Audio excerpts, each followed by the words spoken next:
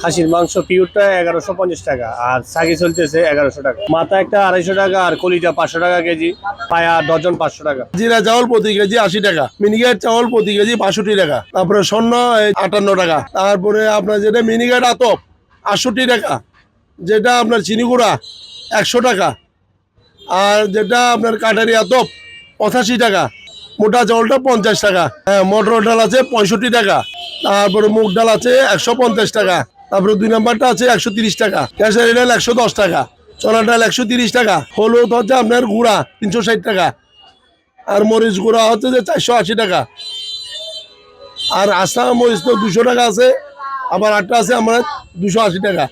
হ্যাঁ, মরিচ মরিচ একটা দেশি যেগুলো আছে ওগুলি সব 200 টাকা, আর যেগুলি আপনার ইন্ডিয়ান আছে ওগুলি হচ্ছে 280 টাকা, আর হলো 240 টাকা। শেষ। ধনিয়া আছে 180 টাকা।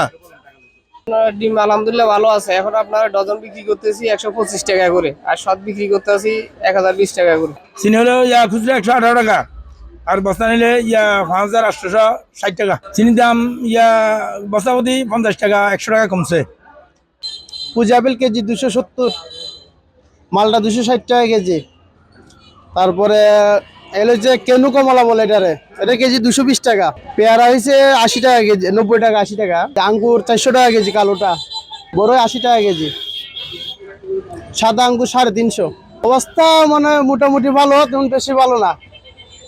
মানে আমাদের মতন মধ্যবিত্ত পরিবার ফল খাওয়ার মানে যোগ্য নাই বর্তমানে যে পরিস্থিতি।